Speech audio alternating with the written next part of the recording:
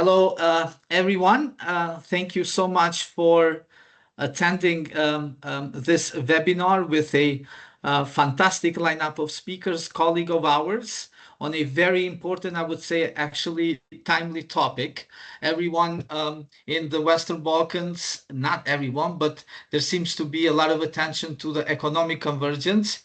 This group here is talking about security convergence as well, and reminding that this is an important dimension of the overall EU-Western Balkan relationship, but also the relationship within the Western Balkans. And we have a fantastic group of colleagues. To everyone joining, my name is Ramadan Idazi. I'm head of research at the Kosovar Centre for Security Studies. This webinar today is part of our project supported by Open Society Foundation Western Balkans to promote greater security integration between Western Balkans and the EU, or what we call this operational integration. Now, I don't know if this kind of terminology has been used in the past, but we say operational integration to think of entry points for the region at agency level or other programs where the region can be part of the EU security framework. With us, to understand better the challenge and opportunities in this context, we have Dr. Bojana Zoric from European Union Institute for Security Studies, Ilijana Joni from Carnegie Europe, Marko Savkovic from SAC Fund. We have Misha Popovic from North Macedonia, and we have Ledia Changa from Albania with the Albanian National Cybersecurity Authority. Both Marko and Misha have worked a lot on this topic. With Misha and Marko, we recently looked at a particular dimension, including foreign direct investment, corrosive capital, and other related issues that Misha will focus on. But more recently, Bojana and Ilijana just launched a very impressive analysis on defense and how Western Balkans can contribute to the overall defense debate and programs in the EU. Ledia will then focus on the cybersecurity dimension, and Marko will talk about, I'm assuming, also these growing security dilemmas in our region with different bilateral or different forms of cooperation. Now, I won't go any further. We will hear from our colleagues. Each will make a presentation, not necessarily PowerPoint, and then we will open for questions and comments from the colleagues joining us. It's my pleasure to start with Ilijana and Bojana, who will introduce their analysis, but I'm assuming Ilijana will start, right? Yes, so Ilijana, the floor is yours. Hello, everybody. Thank you very much for being with us here today. My name is Ilijana Joni. I'm a research analyst at Carnegie Europe, where I focus on EU enlargement and Western Balkan politics. I will just preface my presentation by saying that Bojana Zoric and I have been working on this for a very long time. We actually soft launched the collaboration between Carnegie Europe and the EUISS at the NATO Defense College, when we were invited to present some insights as experts on strategic foresight for the next 2 years. This then materialized with a high-level policy dialogue that took place in Brussels at the Austrian Perm Rep, who joined us in this endeavor. Finally, we had 2 policy roundtables at Carnegie Europe, and the study you have in front of us is kind of the digested version of all the very valuable insights that we have heard from stakeholders, not only from the EU, but from across the Western Balkans and beyond. I will start very simply. Europe is rearming, and since Russia's war against Ukraine, defense readiness has truly moved to the center of EU policy. Here in Brussels, budgets are rising, procurement is speeding up, and military mobility is suddenly a very practical issue. On the other hand, enlargement, as we know, is a very slow political process, prone to all kinds of deadlock, which is moving much more slowly. So we have truly a mismatch. On the one side, defense policy accelerating, and the other side, political integration not keeping pace. Western Balkans sit right in the middle of that gap. They are not EU members, but operationally, they are already part of Europe's security space. The real question then is not whether they matter, but the real question becomes whether we organize that reality properly, or we just let it drift away. So this is bigger than just the region. If we zoom out, the Western Balkans affect European security at 3 levels. We introduced this in the study as the transatlantic level, where Europe can no longer assume the same level of US predictability as in the past. Even small shifts in US engagement increase the pressure on Europe to stand more firmly on its own feet. And when that happens, obviously, Europe needs stable, reliable partners on its borders and not gray zones.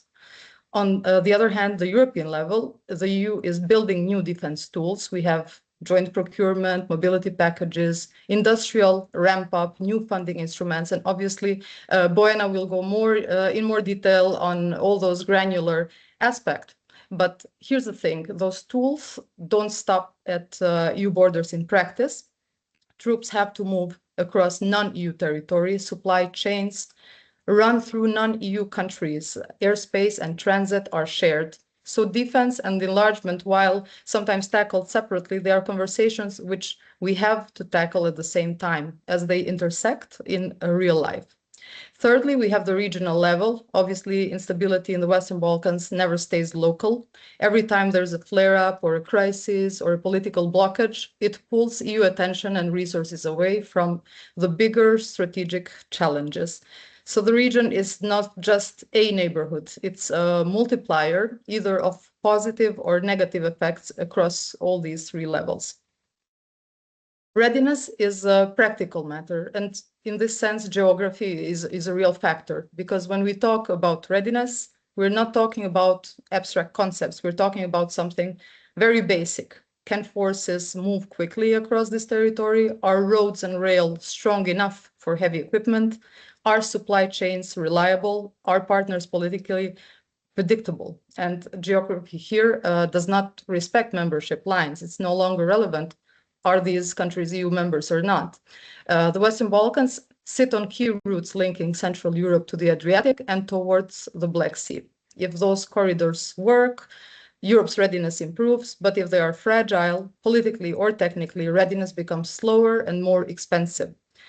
Logistics here decide outcomes. But what's happening in the Western Balkans? Modernization is already in progress, but it needs direction. We say here that the EU needs to step in to steer that process, because we see that countries are upgrading equipment, some are reviving defense industrial capacity, but modernization by itself is never neutral. If procurement goes in different technical directions, and if suppliers create long-term dependency, if standards drift away from EU and NATO systems, rearmament can actually produce fragmentation instead of integration. And here it matters that we already have 3 countries which are NATO allies, 2 countries participate through the Partnership for Peace, and Kosovo also operates under an EU mandate. But the EU cannot just observe this trend, it should help steer it, which means we have to link cooperation to interoperability benchmarks. It means being clear when it talks to its enlargement partners that if they invest in defense, they need to invest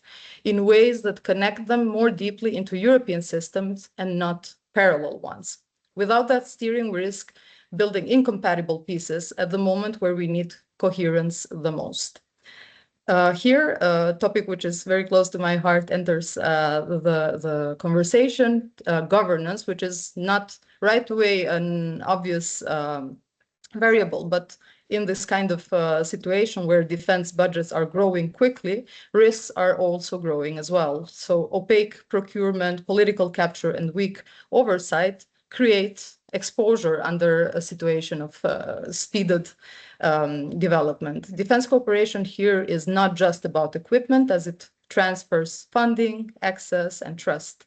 And governance is not a moral lecture in this sense, it becomes a security variable.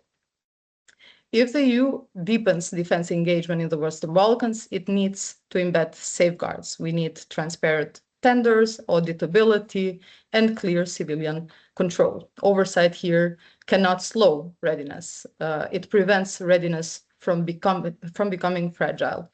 Without these guardrails, defense integration can open space for corruption or external influence, but with the guardrails, it builds trust. Trust is what makes deeper cooperation sustainable. Responsibility must come with a voice. There is a political balance to get right, because the Western Balkans will not transform Europe's rearmament in numbers. Their contribution will be modest, but exclusion has costs. And if we expect partners to align, invest, and assume more responsibility, but give them little structured access to emerging defense governance, we create imbalance. Responsibility without agency weakens incentives, but matched with access, it strengthens alignment. So we propose structured benchmark-based access to relevant EU defense frameworks that make sense, not as symbolic reward, but as a practical coordination tool. Stability will be the biggest contribution of the region to EU defense and security, because beyond corridors and procurement, there is something basic. If the Western Balkans cannot manage their own tensions, they become a standing liability for EU crisis management, but if they can, they become a strategic asset. The region's most important contribution to European readiness is predictability, fewer recurring crises, and a stronger governance, lower tensions, because every time the EU has to redirect attention to manage instability in the region, it diverts focus from larger strategic challenges. The question then is not whether the Western Balkans should be engaged, they already are. The real question is whether we structure the engagement intelligently by steering modernization towards interoperability, embed governance safeguards, and match responsibility with meaningful access. With that broader strategic frame in mind, Bojana will now turn to the production and defense industrial dimension and how capacity in the region translates into concrete contribution. Thank you, Iliriana, for this very comprehensive overview, and thank you, Dan, for the invitation. It's a pleasure to be here with the colleagues. I would maybe follow up on your points by providing a bit of a more concrete inputs, practical ones, entry points where basically we identified where the Western Balkans could make a concrete contribution to European Readiness Agenda 2030, and actually where Europe can turn this potential into strategic advantage. You a bit mentioned it, but I would like to bring forward the point on industrial legacy. It's very important because the Western Balkans in that respect really can provide an added value as they retain this defense industrial assets that matter actually for Europe, whether it's about ammunition or production lines or facilities that they still keep from Yugoslav period, trained personnel, and also institutional experience in logistics and mobilization, which is important for the military mobility that I will explain a bit later. And the second maybe practical entry point is about this industrial cooperation and production in bottlenecks areas. So we know that production capacity is uneven across the region. And here we look at Serbia and Bosnia and Herzegovina, which stand out in terms of the number of defense companies, but also their output of ammunition, propellants, and other key components. But what we also saw by analyzing the industrial capacities that other countries are experimenting with different models. And this is something that we have not seen in the past, 10 years ago, for instance. And I will give an example of North Macedonia and Kosovo, for instance, who are moving towards co-production. For instance, there is Skopje's agreement with Turkey's company to develop joint gunpowder production. And this in a way signals a shift from a peripheral production towards integration into regional supply chains.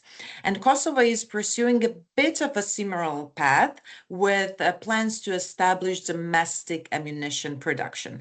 And although, of course, these projects are modest in scale, but in a strategic way, they're meaningful because they show how smaller economies can increase their relevance through joint investment, technology transfer, and also alignment with external standards. And if we put it into European context and the latest SAFE instrument, then actually here we have an entry point where the Western Balkans partners could contribute to co-production of assets that Europe is currently lacking. Albania, for instance, as well, is taking another route. It's reviving its defense industrial base through a state-owned company aimed at expanding ammunition output, unmanned systems, and counter-drone technologies. And at the same time, we also see defense modernization that is accelerating across the region. Now, of course, if we put it into the European context, this is nothing new because the entire Europe is rearming. But what we also saw is that countries are increasing spending and they're also deploying new artillery systems, for instance, such as North Macedonia is doing, acquiring tactical vehicles. Montenegro, for instance, is investing in helicopters, anti-armor systems, CBRN capabilities, so chemical, biological, radiological, and nuclear capabilities. Bosnia and Herzegovina, on the other hand, is upgrading aging equipment and replenishing stockpiles. Kosovo is expanding training cooperation with NATO allies. So most of these efforts are actually closely anchored in NATO frameworks and Western interoperability standards. And Serbia here, however, follows a different trajectory because it combines highest defense spending among the six, with diversified procurement. Lately, we've seen the acquisition of French fighter aircrafts, which in a way signaled alignment at one level. But on the other level, we've also seen that China, for instance, has become Serbia's primary arms supplier in recent years. So this dual sourcing creates indeed interoperability constraints if we talk about cooperation or even co-production with the Western allies. It also complicates secure communication, but also risks, in a way, limiting integration into the EU and NATO planning framework.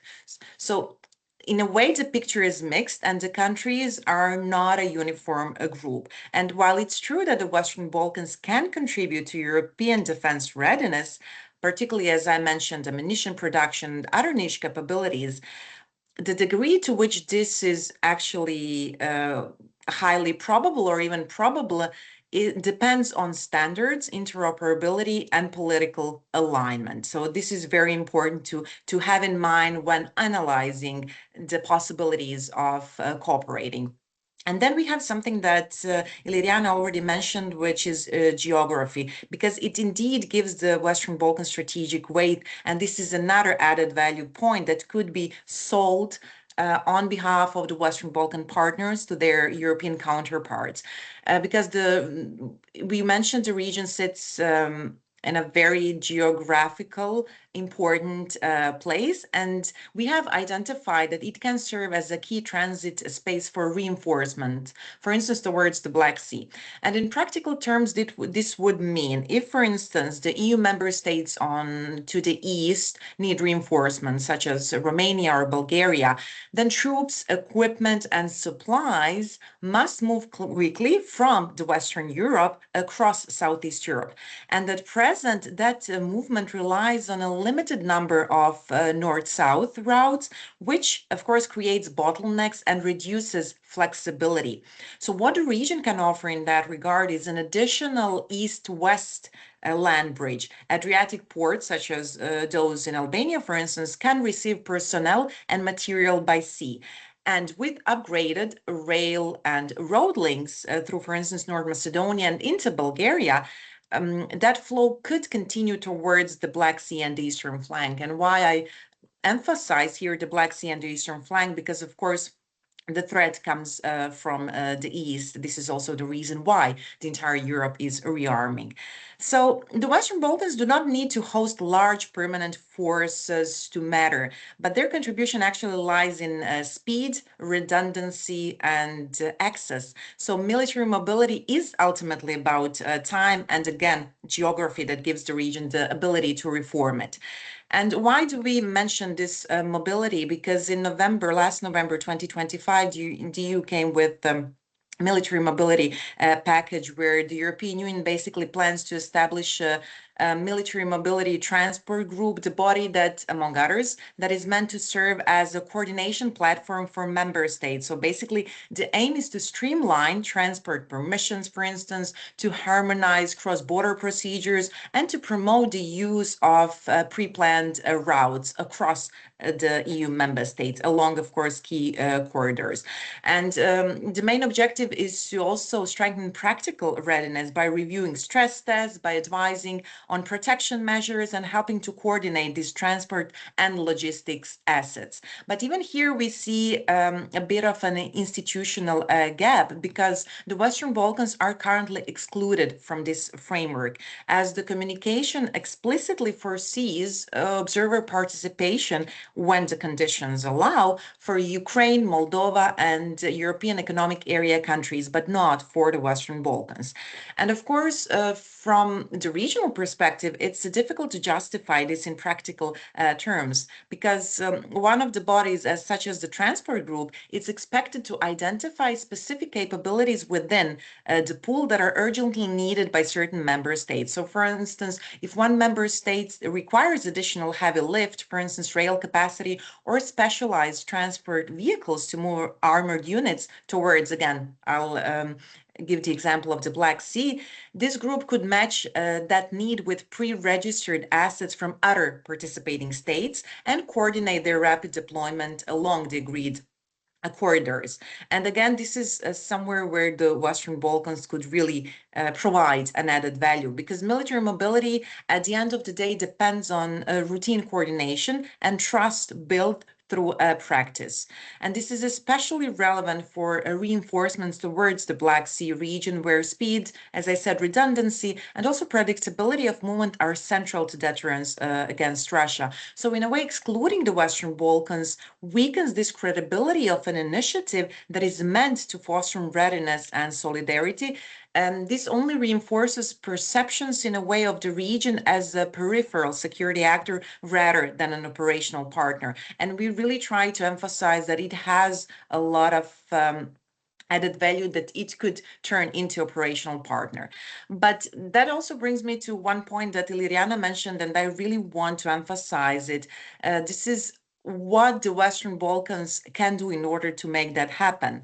And the truth is that the most important contribution is, as Iliriana mentioned, stability at home. Because if we again see through a bit of a broader European security framework, if the Western Balkans remain stable, then the European Union would be able to focus its attention and resources on the most acute strategic challenges. It would also mean that the Western Balkan countries can act as equal partners in these efforts. And at the same time, this is closely linked to the accession process. So basically, it is about demonstrating capacity to take full responsibility for domestic security as part of proving readiness both for membership, but also defense readiness. It would also signal in a way that once inside the Union, these countries would not only be security consumers, but contributors. So basically able to participate on equal footing in collective defense and crisis management. Now, the way to go is a bit long, and it depends on the countries themselves, because as we have seen, the alignment is different, the preparedness is different. But one thing that ultimately that this entire process hinges on is basically the trust, and this is what more cooperation would bring. But in order for the Western Balkan partners even to be considered as co-partners in these endeavors when it comes to the defense, they really should also do their homework and prove that they're reliable. Because again, trust is one of the most important aspects, including in the defense domain. So I would stop here on this, and very eager to discuss it a bit more in detail later on. Thank you so much, Liliana and Bojana. I think you already offered a lot of food for thought and material for debate. but I just want to congratulate you on this very impressive research and paper that you launched, and it's so rich with concrete recommendation, as you mentioned, in terms of the infrastructure that the region can build to become a contributor to the rearming of Europe or the Agenda 2030. But as Adriana and you mentioned, one of our biggest assets is to become predictable and stable partners, because developments here can draw attention and valuable resources, as we know. And the region hosts the largest active NATO mission, KFOR. This is something, yes, since '99. So, and now we have a debate in our region, right, about these concerns of potential drawback from US, and if it will affect the mission as well. Now we will move to our colleague Marco. And Marco perhaps can also tackle these political dimensions, but also the security dilemmas emerging in our region, and how these can create either a new, at least a perception of instability in the region, or prevent the region then from becoming contributors as they deal with each other, challenges perceived coming from each other. Marco, the floor is yours. Thank you so much, Dani and the KCSS. Really happy to be joining you today, all. So, I mean, the question that Ilirana and Boana have asked, are partners predictable? And also, are we converging in terms of security? And I mean, the research that we've recently done paints a slightly different picture. We see rising defense expenditures, and when you look at the numbers from 2015 to 2025, Serbia plus 1.1 billion euros, Croatia 0.4. For the sake of our research, we also looked at Croatia, because for Serbia in particular, this imagined parity with Croatia is very important, and it dictates actually some of our decisions in defense and also procurement. Albania as well, Kosovo as well, significant rise, significant announcements being made, and Bosnia and Herzegovina and Montenegro seem to be procuring less for different reasons, and some of them have been mentioned. Now, Serbia here is a clear outlier in a sense that it enjoys still, I think, partnership status with European Defence Agency. It participates in CSDP operations, even with special forces personnel off the coast of Somalia. Yet it procures weapon systems from Russia and China, even as we speak. You have the anti-drone repellent system, for instance, recently. Previously it was Pantsir, HQ-19, first in Europe, etc. And of course, it does not fully align with the EU's foreign policy decisions. Right now, we stand at some 62%, which is an increase compared to 25. However, this is to 24, sorry. However, this is done because of this retroactive alignment. So basically, we align a couple of months later than everyone else.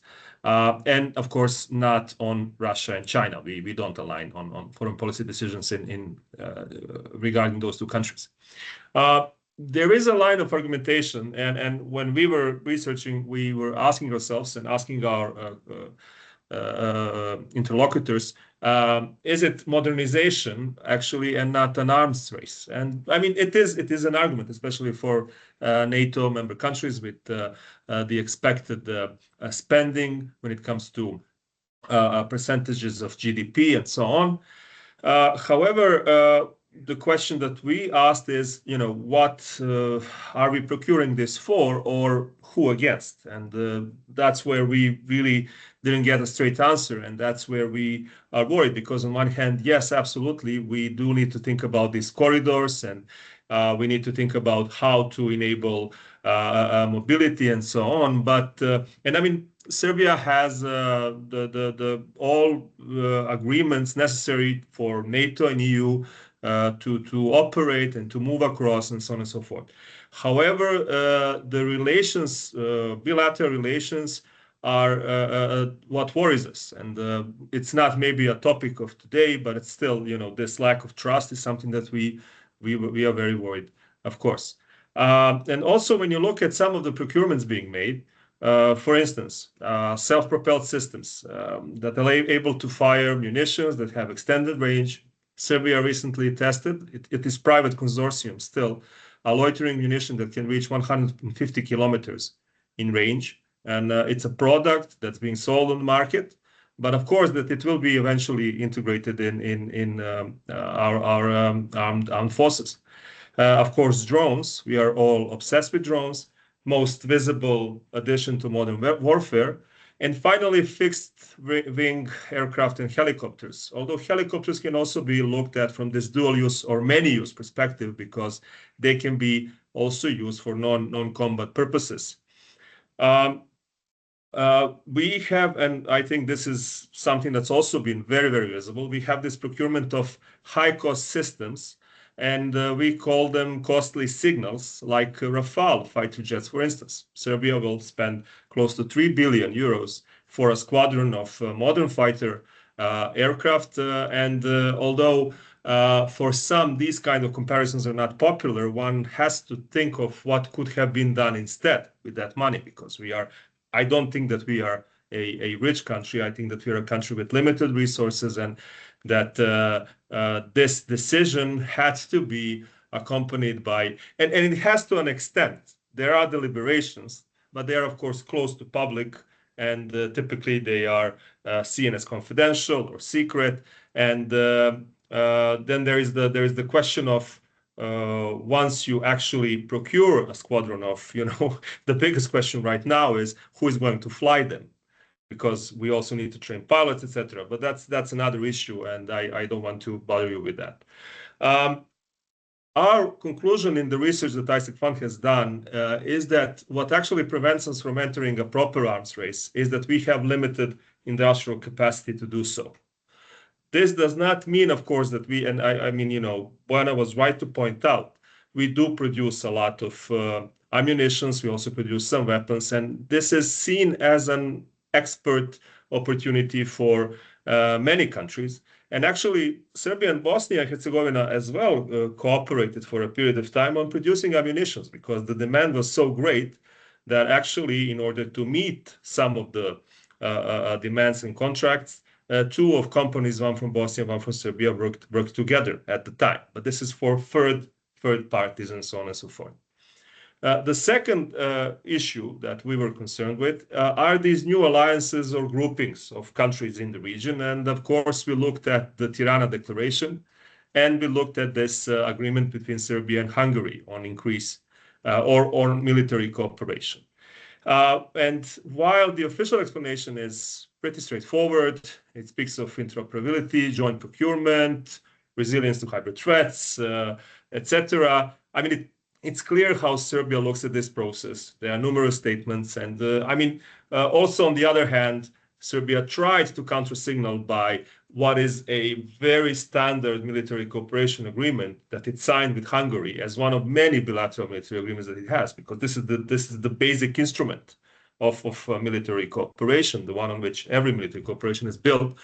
It presented it as a major milestone and achievement and so on and so forth, because they felt that they needed to counter-signal, they needed to counteract, they needed to show something. And this is what they've done. And now we are in this, I would say, it's mostly narrative, but I mean, narrative can, of course, affect also decision-making, and it can affect planning. And it fuels into a kind of public debate, which or puts fuel on public debate that's, really not conducive to I think, regional cooperation and so on. I mean, the actual picture is different. And media is saturated with this kind of reports and speculations written in a tone of warning, of almost fear-like, let alone the language, which I will not comment now. And all of this speaks of this persistent lack of trust. We had fantastic initiatives before, while we were still reforming our security sectors. I remember that in 2011, for instance, you had meetings of chiefs of military intelligence from across the region. RCC was an important meeting point for this. It still tries with their defense ministerial, which is still taking place.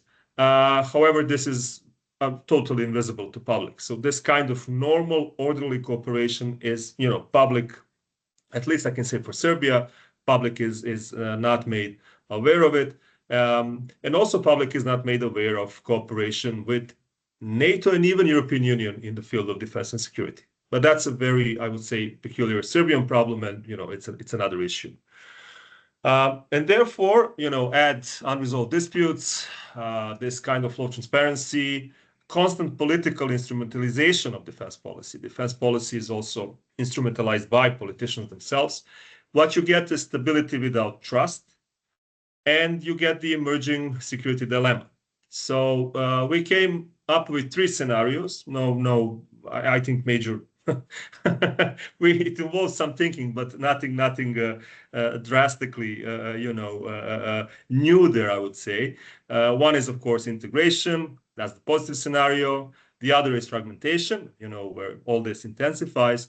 And the third one, and typically, status quo, which we all expect to continue, is so-called controlled competition. So we further militarized, but we have limited coordination between parties. And we had a set of recommendations there.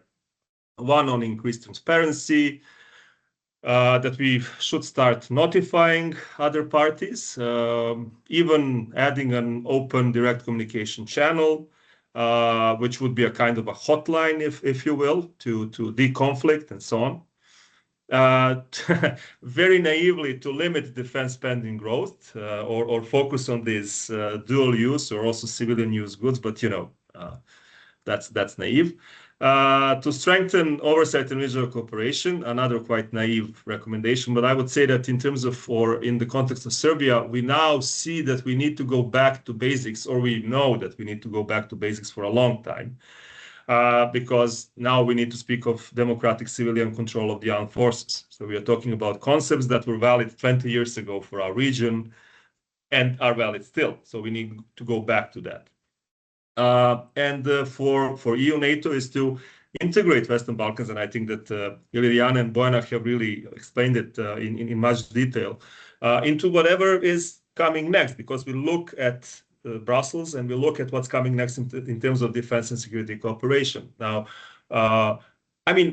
we were part of, we developed, we were interested in a lot of things. Serbia, for a very small period of time, or a window of opportunity, actually looked at EU CSDP as a kind of a substitute.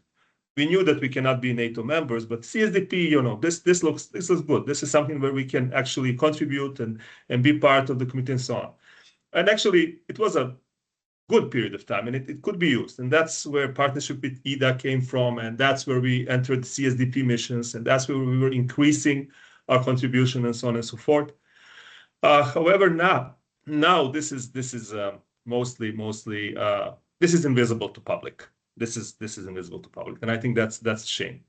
So yeah, I would stop here. I didn't really talk about political will. I didn't really talk about what decision makers are thinking and wishing, but I am concerned that we are all thinking about, maybe not all, reintroducing conscription, and moving away from professional army model, because this is a societal phenomenon and a process that is going to affect whole of society in certain ways. And I think that's a topic for itself and needs further attention. Thank you.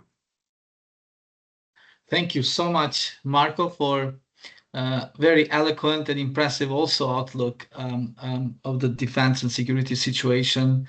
And as you mentioned, that this idea of invisibility of some of more security cooperation between Serbia and the EU that are invisible to the public. And I wonder, and maybe we can talk about this after Lydia and Misha, if this is intentional or not. But having covered this more hard security dimension, if I can say, not least hard as a dimension of security, but happening in a different space is the cybersecurity. And so let me invite our colleague from Tirana, Lydia Tsonga, for her remarks on this dimension of security cooperation in our region, but also between the region and the EU. Lydia, the floor is yours. Thank you, Dan. Good afternoon, everyone. It's truly a pleasure to meet you this Friday, a Friday that, given the geopolitical climate we are navigating, feels less like the closing of a week and more like the continuation of an ongoing strategic conversation, let's say. Allow me first to thank Bojana and Iliana for their thoughtful contribution on Western Balkans, as well as Marco's reflection on political will within the region. The internal security dilemmas we continue to confront were equally compelling. And I'm also very much looking forward to Misha's perspective and the additional depth it will bring to the discussion. Building on those insights, I would like to focus more specifically on cybersecurity as one of the most concrete and technically viable entry points for accelerating EU-Western Balkans security cooperation. I'm speaking today both in my capacity as a cybersecurity risk management expert and as a representative of the National Cybersecurity Authority of Albania. And I promise not to be the overly operational or excessively technical voice in this panel. When we discuss EU-Western Balkan security cooperation, the conversation is often framed through the lens of enlargement, chapters, benchmarks, and alignment with the acquis. Yet, cybersecurity challenges do not operate according to accession timelines. They evolve in real time. Ransomware campaigns you may have heard, hybrid interference, supply chain vulnerabilities, and the attacks against critical infrastructure do not differentiate between member states and candidate states, countries. From a cybersecurity standpoint, therefore, my central question is not whether integration will eventually take place, but whether operational cooperation can meaningfully deepen before formal accession. The Western Balkans are not external to the European digital ecosystem, they are already part of its exposure surface. For this reason, the discussion I'm going to have today, at least from my perspective, is fundamentally about whether we can move from political alignment to operational interoperability. Cybersecurity represents one of the few domains in which integration can progress independently or institutional enlargement because it is technical in nature, measurable in its outcomes, and driven by shared exposure rather than by political sequencing. Where we stand today, if we assess the current state of EU-Western Balkans cybersecurity cooperation, the picture is nuanced. On the strategic level, there is a clear alignment. Western Balkan countries, including Albania, have made tangible progress in approximating EU cybersecurity standards. Legislative frameworks increasingly reflect EU directives and principles. Institutional mandates have been clarified, and national strategies are structured in coherence with the broader European policy architecture. Across the region, the necessary strategic documents are largely in place, yet the depth of implementation, monitoring, or let's say evaluation mechanism remains uneven. In other words, alignment exists formally while operationalization continues to mature at different speeds. From the perspective of the National Cybersecurity Authority of Albania, this alignment has required more than formal transposition. It has involved institutional restructuring, sustained capacity building, operational testing, and the development of several methodologies, recently a risk methodology compatible with European standards. This process really has been structural, not only declarative. However, alignment alone does not amount to integration. In several cases, institutional responsibilities are still fragmented and coordination mechanisms are evolving, which directly affects interoperability readiness. By operational embeddedness, I refer to structured participation in EU-level cyber exercises, systematic information sharing arrangements, coordinated vulnerability and incident management, predictable agency-to-agency communication channels, and integration into joint situational awareness process. At present, cooperation at this level often remains project-based or donor-supported or ad hoc rather than fully institutionalized. Cyber incidents, as we know, do not respect borders, and digital service providers operate regionally. Supply chains are interconnected, and critical infrastructure dependencies extend beyond national territory. If I may, I would like to briefly reflect on the Albania's experience not as an exception, but let's say as an illustration of how accelerated institutional development can reposition a Western Balkan country within the European cybersecurity landscape. By facing, as you may know, large-scale cyber incidents targeting its state digital infrastructure, particularly in 2022 and 2023, which were included sophisticated nation-state attacks, among them a decoy ransomware operation combined with a destructive component intended to erase systems and data. These incidents were not technical disruptions, not only. They were a strategic wake-up call. They demonstrated that cyber risk is not only theoretical anymore, and certainly not confined to academic case studies. It is operational reality capable of directly affecting national sovereignty, institutional continuity, and public trust. What followed later was not a narrow reactive response, but an accelerated institutional transformation. Cybersecurity governance was elevated to the level of national security priority, and the 2025-2030 strategic framework explicitly framed cybersecurity as a protection of national resilience and strategic autonomy, not simply digital systems. In parallel, the European Union launched the project, as you may know, Cybersecurity Rapid Response Measures for Albania, Montenegro, and North Macedonia. Within this broader effort, Albania's National Cybersecurity Authority consolidated its mission to ensure a secure digital environment for public institutions, critical sectors, and citizens. Prior to this transformation, you know, login analysis and incident correlation were conducted manually across fragmented systems, often delaying response times. Analysts relied on separate tools, limited storage, and lacked structured open source intelligence, collective collection or systemic monitoring of malicious activity in the deep and dark web. The new infrastructure enabled the transition from partially manual and disconnected processes to a centralized environment capable of continuous monitoring, log aggregation, and rapid incident response. The adoption of the new cybersecurity law in 2024 marked another milestone.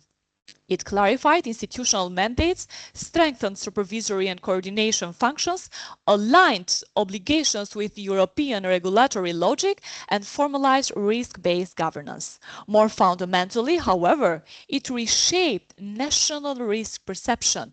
Cybersecurity is no longer treated as an IT matter. It is recognized as a strategic risk domain. A key component of this shift is the National Security Operations Centers operating 24/7 at the national level and integrated across sectors. Monitoring coverage has expanded significantly, and the authority now oversees and coordinates with more than 200 critical and important operators through structured reporting and supervisory mechanism. Regular exchange of indicators of compromise with Western Balkans centers counterparts has become routine practice rather than an exceptional event. This is operational readiness, not symbolic architecture. Expanded monitoring enhances situational awareness and reduces systemic blind spots, capabilities that are essential for meaningful interoperability with EU-level mechanism. Capacity building, on the other hand, remains central. Continuous training programs are delivered to critical and important operators, addressing not only all compliance obligations, but incident response, cyber hygiene, vulnerability management, and risk governance. I mentioned these measures because they establish a shared baseline of preparedness, which is fundamental for EU Western Balkans integration. Within this context, Albania is positioning itself not merely as a beneficiary of EU support, but as a country building the operational foundations required for structured partnership. One significant achievement has been the introduction of a structured sector-based national cyber risk assessment methodology, supported by quarterly reporting with a preventive orientation rather than a purely reactive one. Risk evaluation has therefore evolved from isolated technical scanning towards systemic resilience analysis. Geopolitical cyber risk is embedded within the national assessment logic, including exposure to state-sponsored activity, infrastructure interdependencies, hybrid vectors, and regional instability spillovers. But what are the entry points? So moving from alignment to operational integration. The gradual integration logic under the operational integration agenda is particularly applicable to cybersecurity precisely because it allows for phased capability-based inclusion that is both technically feasible and strategically defensible. If we accept that strategic alignment is advancing and acknowledge that institutional maturity in parts of the region has accelerated, the discussion naturally shifts from intent to feasibility. What can realistically be delivered in the next, let's say, 12-24 months through calibrated technical and measurable steps? A first practical step is structured recurring participation of Western Balkans cybersecurity authorities, let's say in selected ENISA coordinated technical exercises. In this context, predictable inclusion is not anymore political acceleration, it is technical alignment with a threat landscape that is already shared. The difference between ad hoc invitations and institutionalized participation is decisive because exercises create interoperability before a crisis forces it.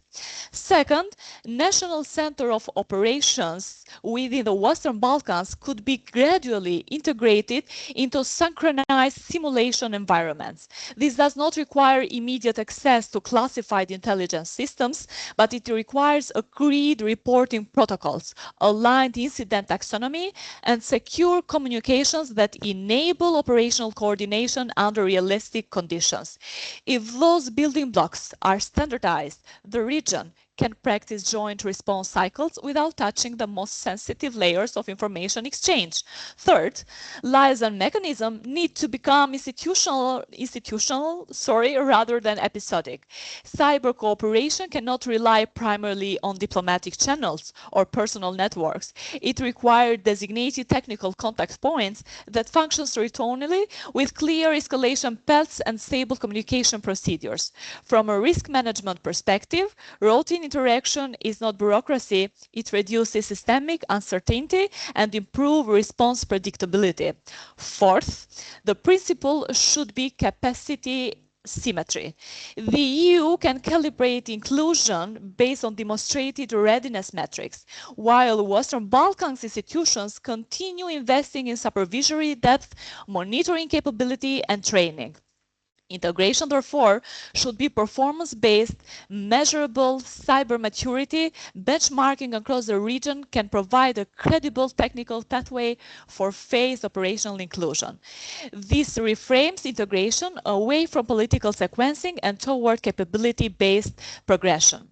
At the same time, it is important to be explicit about the operating constraints. Deepening cooperation in sensitive cyber domains inevitably depends on trust thresholds, data protection guarantees, institutional reliability, and political stability. If these preconditions are treated as implicit, cooperation will remain cautious and project-driven. If they are addressed transparently through clear safeguards and maturity benchmarks, operational integration becomes not only possible but sustainable. But cybersecurity is not only an entry point for deeper integration, it is also a risk, a variable within the integration process itself. Expanding operational cooperation in cyber domains necessarily entails the exchange of sensitive threat intelligence, coordinated response protocols, vulnerability data, and in certain cases, visibility into strategic infrastructures mapping. These are not symbolic layers of cooperation, they are core elements of national security architecture. From a risk management standpoint, integration must therefore be calibrated rather than accelerated for its own sake. Insufficient integration perpetuates systemic fragmentation and leaves coordination gaps within a shared threat environment. Conversely, overly rapid integration without safeguards increases collective exposure and may erode trust rather than strengthen it. Allow me now to conclude with one central message. Cybersecurity is not peripheric chapter in the EU Western Balkans integration narrative. It is one of its structural pillars. From the perspective of the authority and through the lens of the cybersecurity risk management, integration must be disciplined, measurable and performance-based. At the same time, Europe cannot aspire to strategic resilience while tolerating blind spots along its digital perimeter. A shared threat landscape requires a coherent response architecture. Likewise, if the Western Balkans seek credible and sustainable integration, continued investment in measurable institutional depth is indispensable in monitoring capacity, risk, governance, supervisory authority, and operational discipline. Thank you. Thank you so much, JD. I think there was a lot to take, and it was very detailed. But I think the I'm core sorry for message. that. No, there was. But you were right, and I think it's you made a brilliant case for our region and why our region needs to have this more formal integration with EU, right? You already said we are part of it.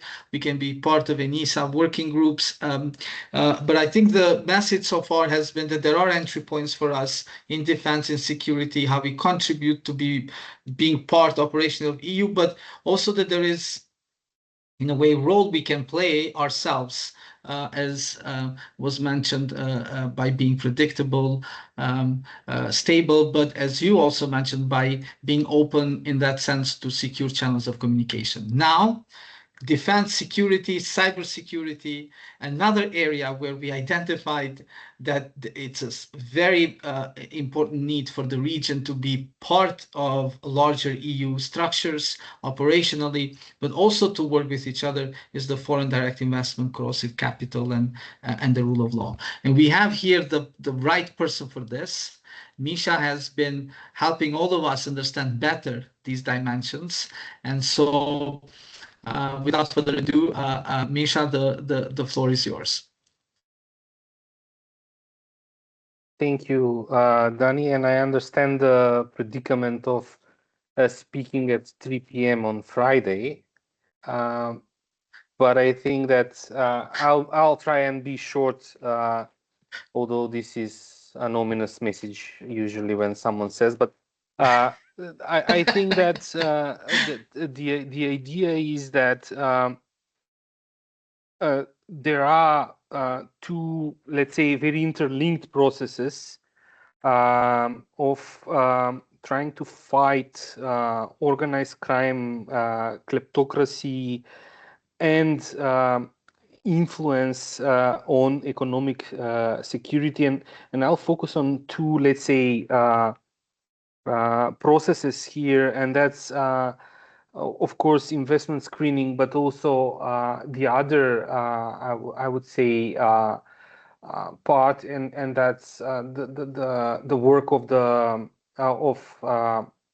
organized crime investigations and prosecuting criminals, but I would and that as a security in the function of security, but I would try to fold in and not forget that whenever we are talking about organized crime groups, we should never forget their, at least in the Western Balkans, their very close linkages with political establishment and kleptocrats. So this is basically the two things that I will talk about. And I would say that the organized crime networks that operate in the Western Balkans are basically integrated into the European criminal market. So drug trafficking routes from Latin America to the Adriatic ports, and then to the Western and European distribution hubs, firearms, money laundering structures rely on the countries here being integrated somewhat into the broader world and EU especially. But at the same time, the Western Balkans is really not a buffer zone or a crime risk. It's basically part of the same operational ecosystem in both ways, both on the criminal side, but also on the solution side. And we see some examples of success recently that have been connected with prosecutions in the EU that have released a bunch of data on the operations of criminal networks in the Western Balkans, but not necessarily only the SkyCC, let's say, process. We see an increase in joint investigation teams by prosecutors, which work sometimes in conjunction with Eurojust, but and the European, let's say, architecture, but also hopefully more in the coming future independently within the region. So we had one joint investigation between Serbia and North Macedonia on counterfeiting, and then now recently, just last week, I would say, a drug bust, a major drug bust between the same countries. But there have been similar investigations on drug trafficking between Albania, some of the Western Balkan countries, some EU member states that have been, I would say, in some way a success. And why a success? Because it showed the capabilities of doing a coordinated prosecutorial strategy, having the ability of real-time information exchange and synchronized actions. But at the same time, there are structural challenges of the cross-border cooperation between prosecutors.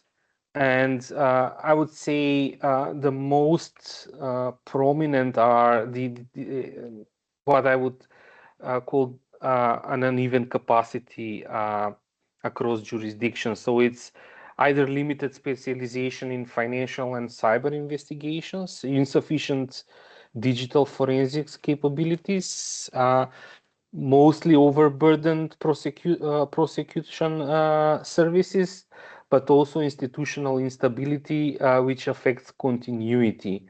And we have seen an increased push lately against prosecution services in several of the Western Balkan countries by the political establishment, especially when their investigations came really close to the networks run by these political establishments. And this brings us to this ambiguity. Basically, the solution and the expectation is that prosecutors will overcome these limitations.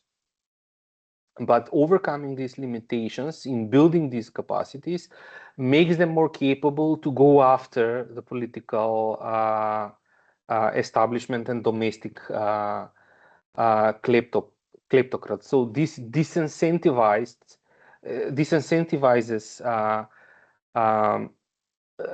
political structures investing in improvement. And to go and borrow what Dani, you were kind of repeating some of the memes from the previous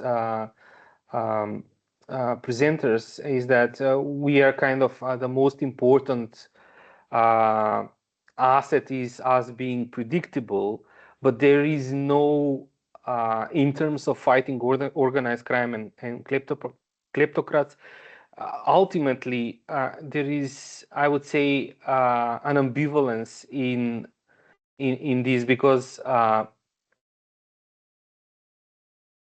being more predictable in rule of law means being more capable to go after political structures that are interlinked with organized crime, and there is always going to be this limit of political will being in.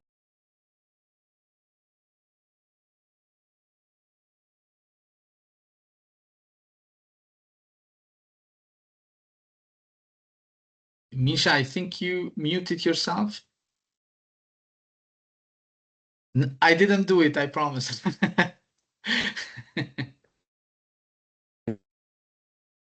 How long did I mute myself? For 15 It was minutes? about a minute to. Okay. So basically, there is an ambivalence between us and the region's most important contribution to being more predictable. There is a limit to that, and that is that improvement in fighting organized crime, fighting corruption, is the way to that is through capabilities, but these capabilities basically equip prosecutions to go after political structures, very important and powerful political structures that are intertwined with organized crime. And we see these limitations now in several countries where prosecutions are being under increased pressure by politics. Outside of capabilities, of course, there is trust deficit. So we see examples of reluctance to share sensitive data, fear of information leaks. But I would say that there are ongoing processes of trust building which are creating success. So we see increase in cross-border cooperation by the political by the public prosecutions. So moving on from fighting organized crime and corruption by prosecutors to the topic of economic security. This is where corrosive capital and investment screening comes into the fore. Again, we see some improvement here because there is an increased understanding about the importance of public scrutiny of strategic infrastructure contracts. We see a growing engagement on transparency, particularly on the debates about this kind of investment and engagement by civil society. But we also, of course, see introduction or preparation to introduce screening legislation in some of the jurisdictions. But we have to understand that the governance goal of this legislation should be to protect the national interest of the Western Balkans, but also of the broader EU community by being country agnostic. So what do I mean by this? It's ultimately an important point that we see this process as being a governance process where we equip investment screening with the task of limiting the ability of different countries having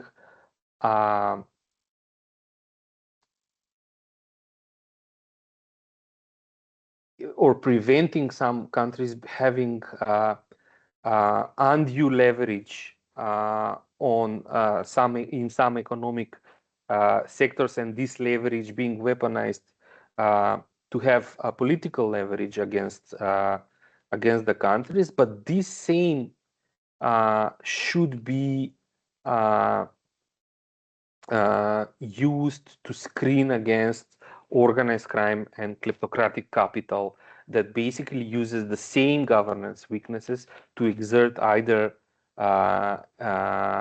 uncompetitive advantage or political advantage within the countries. So recently, the focus has not been on the nationality of the investments, but on their ability to basically abuse these governance weaknesses. And I think this is an important point, and it will be an increasingly important point for the public debate in the Western Balkan countries as this legislation starts being more widely introduced and implemented in the countries. What are the challenges? So there is usually legislative and institutional gaps where basically no centralized screening authority is present, or there are unclear definition of sensitive sectors. There are weak enforcement mechanisms. But also, as I said, there are possibilities of this being used for by politics to prevent some investments entering without this prohibition being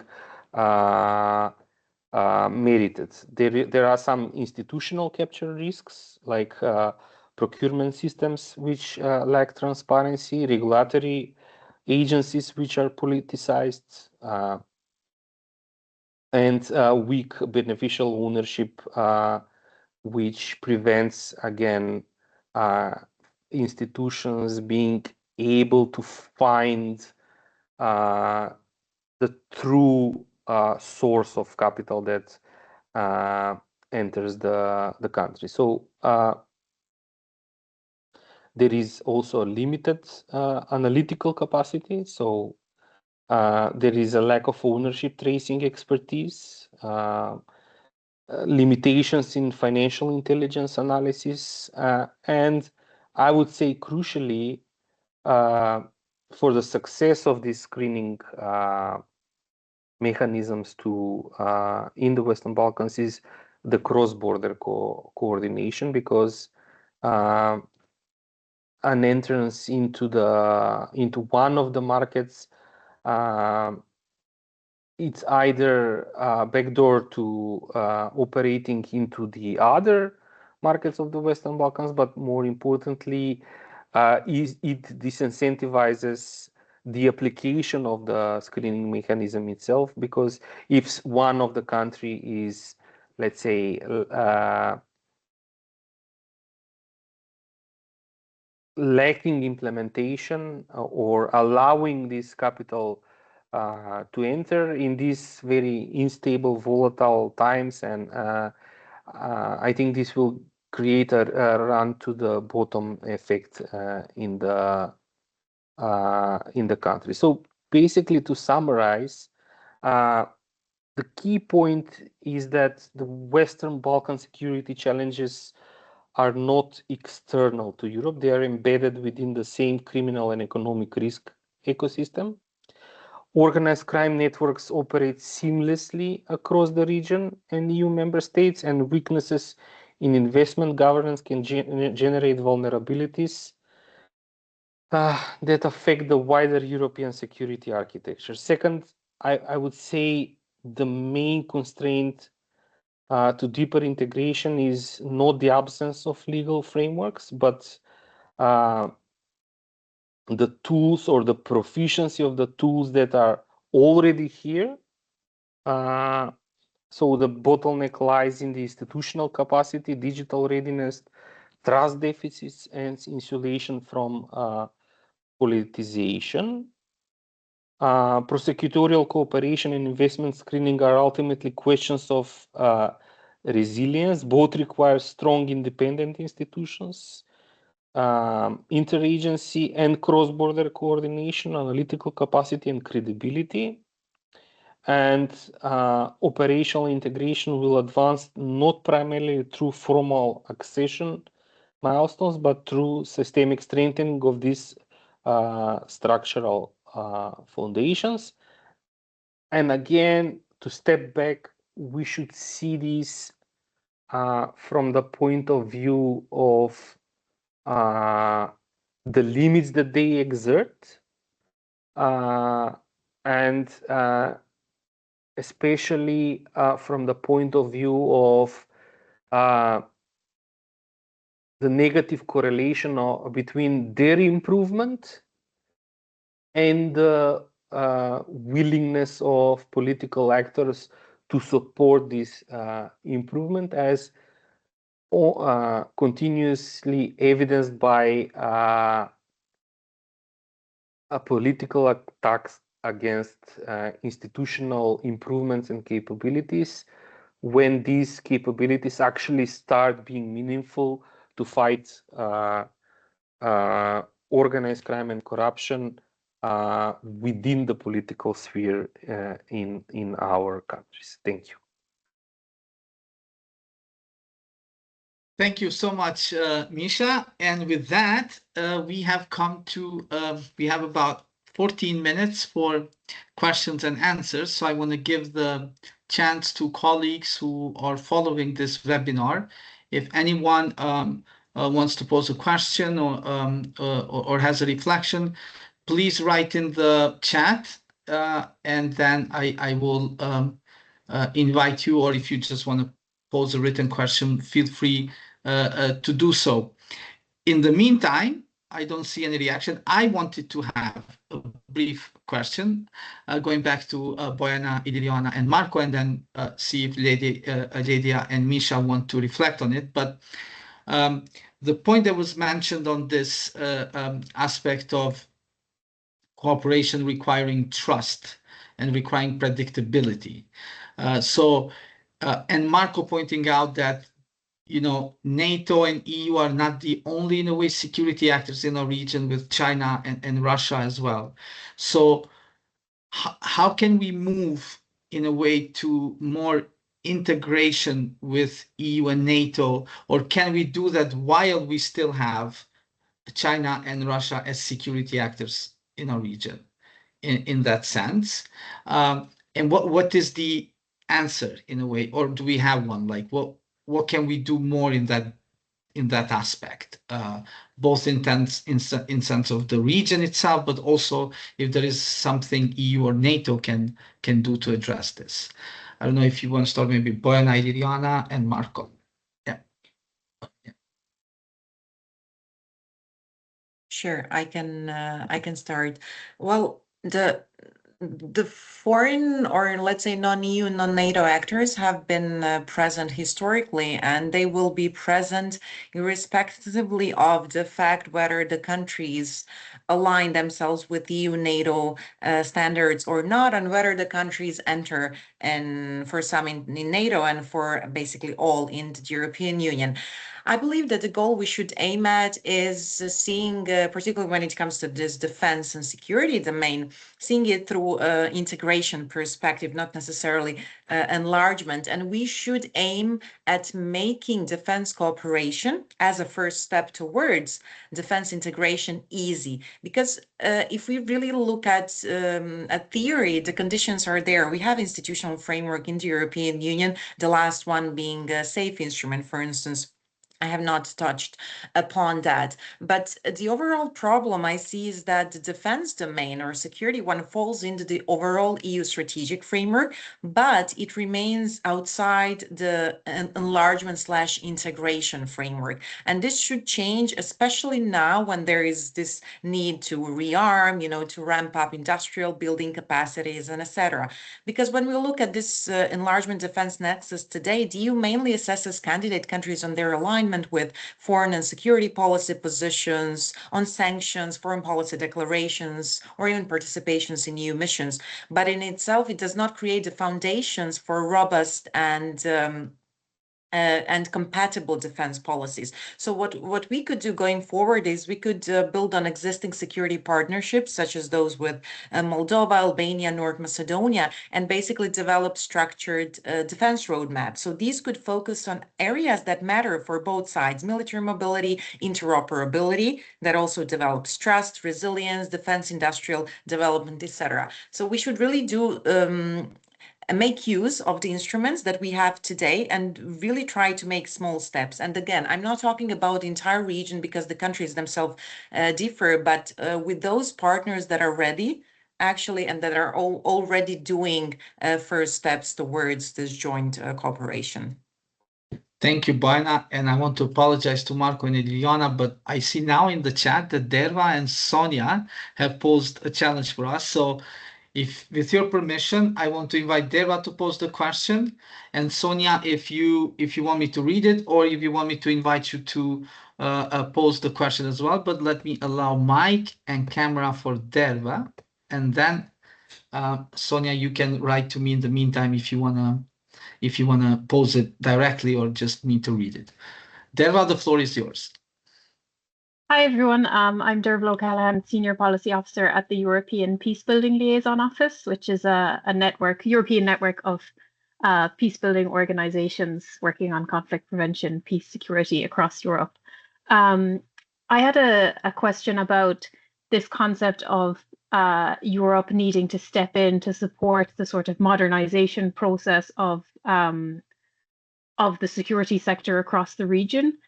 First of all, do you see that there is that appetite actually there at the minute? And second of all, when we talk about the EU needs to step in, who are we talking about? Because at the minute, this whole industrial defense capacity, defense readiness is a sort of initiative that is being pushed by the Commission in a way because they don't have the competence on defense. But when we're talking about who needs to drive this push from the European perspective, are we talking about across the full range of member states, or does it need to be pushed centrally from the Commission level? Thank you. Maybe Thank I you. can say a few words. Dani, is that okay? Yes. Yes. But just I want to read, I want to ask Misha to read in the chat the question from Sonia. I think this is for you. And if any of the colleagues can read, thank you, Blerim. If you can read the question from Blerim, I think Marco perhaps, or even Boyana, if you then can tackle that. Let's start with Liliana. Yeah. Well, the question that we just heard now, and I will not try to pronounce the name. Sorry about that.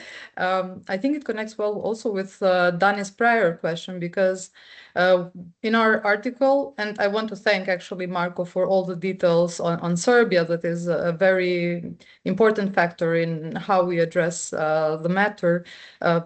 We have clearly countries that are potentially not interested in deepening this cooperation right now, but on the other hand, we cover all 6 countries of the Western Balkans, and some of them are proactively showing that they have capacities and that they wish to deepen engagement in terms of security and defense with the EU. And my reading of those actions is that then the EU should coordinate it, and that's what we mean by steer it. Coordinate it so that modernization, rearmament doesn't go into different directions, but rather that it is in a way which is made functional in case necessary. Now, on the topic of Serbia, Serbia doesn't lie on the corridor 8, which is also a way how that kind of investment from the EU side in upgrading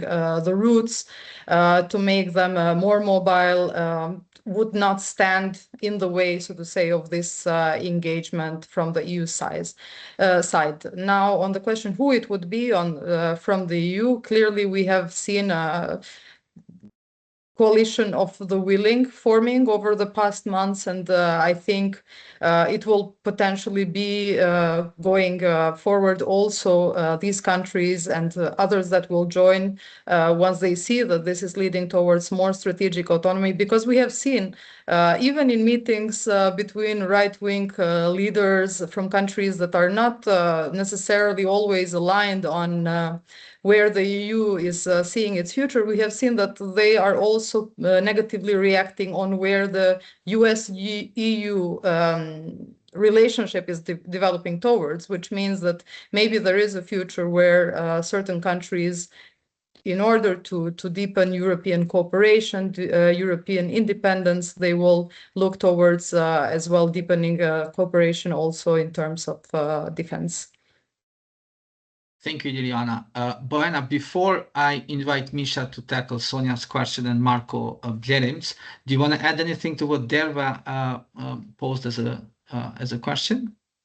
I would just say, regarding the question who should do it, I think it's both the European Commission that has been pushing for different kinds of initiatives, and that it also has the technical aspect of the integration, meaning the enlargement framework, but also the member states, because we have, particularly when we talk about the defense and rearmament, we have the SAFE instrument where we basically saw, and you also pointed it out, that the defense is primarily in the domain of, it's a national competency. And we have here the entry point of actually EU member states reaching out or finding common ground with, again, some, not potentially all of the Western Balkans. And of course, European Commission could do a bit of a more leeway in its enlargement framework through, pushing more on these security and defense partnerships that have been signed, because this is now a framework, but we should really look into what this framework should entail. And I think that is also an entry and opening point for the Western Balkans. And I just mentioned previously maybe the possibility of creating different roadmaps with clear benchmarks, where obviously countries who are ahead could proceed farther away. And this, of course, goes to the question of other countries stating neighboring countries as enemies. There should be clear benchmarks of how the European Union, the European Commission could assess that. I leave the floor to other colleagues to speak. Thank you, Boena. We have the question from Sonia, our colleague, who greeted all of us, and we send our greetings to Sonia Stojanovic-Gajic, a colleague who has done a lot of work on security as well and continues to. But Sonia posed a question I think Misha is best equipped to answer. How can you integrate the region into its defense and security, but not support misuse of security governance for more corruption in armament, confidential procurement, this special, what do you call special legis specialis and stuff like that, and state capture using security governance to colonize other institutions, and suppress political competition. This is in your area, Misha. Briefly, also because the time is running. Answer the most difficult question in 3 minutes. First, I don't know if this question is actually posed to me, but I really like the question, so I'll try and answer it. Although Sonia might not be satisfied with my answer. I think that in these times, political consideration will always trump governance.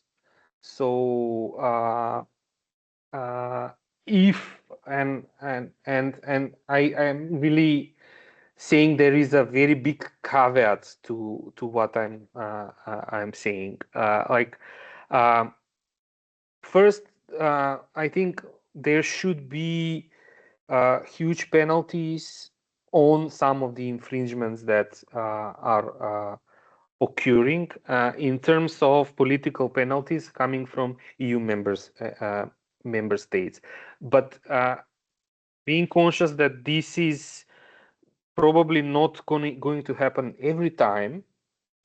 Maybe there should be a consideration on what type of infringements should be prioritized for this kind of pushback from EU member states to some of the infringements that are occurring in the security, let's say, in the security sector economy of the Western Balkans. So, for instance, procurement, I would very much differentiate between allowing the existence of businesses that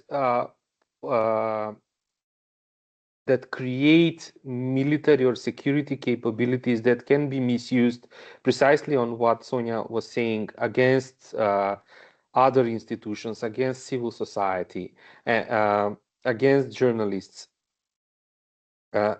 Military and security capabilities that are being developed in the countries. There is one famous case that is that happened in North Macedonia, probably, and that is that some of the spy software that later on might have been used in Serbia even was developed in Hungary, Greece, and North Macedonia.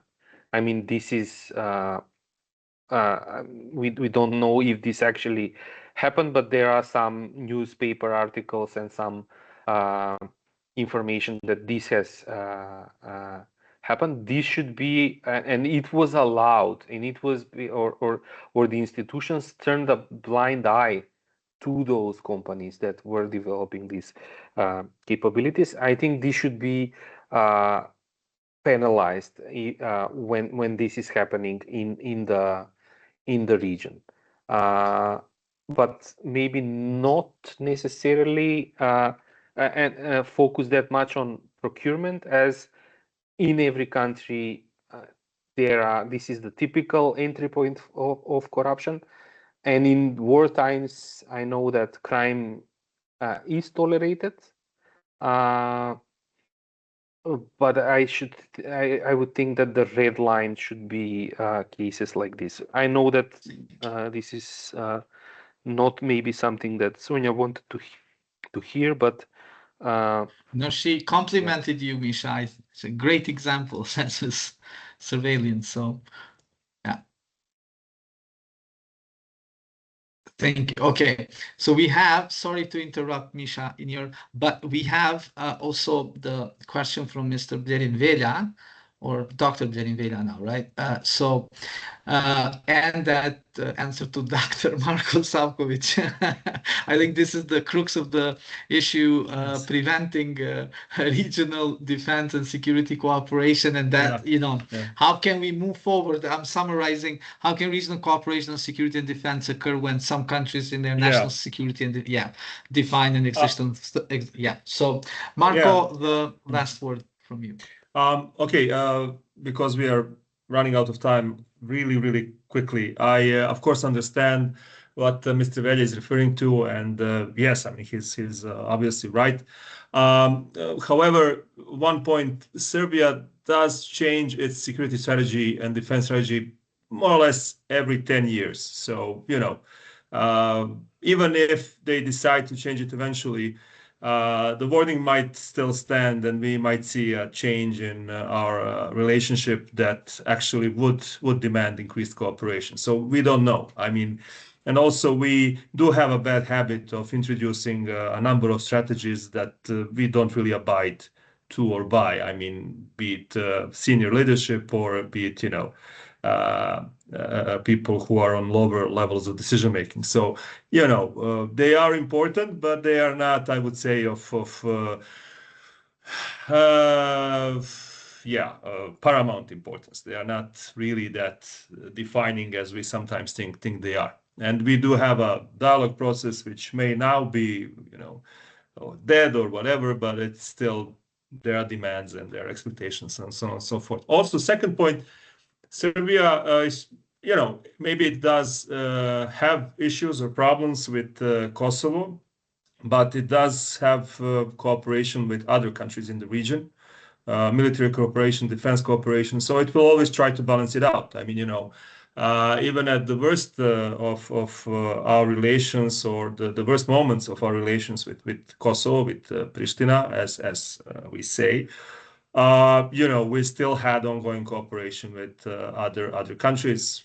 Right up until recently, or even now, you have military cadets from Montenegro, for instance, attending military academy in Belgrade, and from Bosnia and Herzegovina as well. So, I mean, there are dynamics and dynamics, and we do have an issue, and we do share a big part of the blame for what's going on. But our regional perspective is not only defined by the relationship that we have with regard to Belgrade-Pristina dialogue. Thank you so much, Marco. I want to invite all the colleagues to join me in online applause for our panel, to thank Iliriana, Bojana, Marco, Ledia, and Misha for this fantastic conversation, but also our thanks, of course, to Derv, Blerim, and Sonia for posing the questions and allowing us to dig deeper on some of these challenges. From our end, thank you all, and as Ledia said, see you in the next webinar. Again, thank you so much, colleagues, for your contribution and participation today. All the best and fantastic weekend to all of you, and a happy Friday. Bye-bye. Bye-bye. Thank you. Bye-bye. Have a nice weekend. Bye. Bye.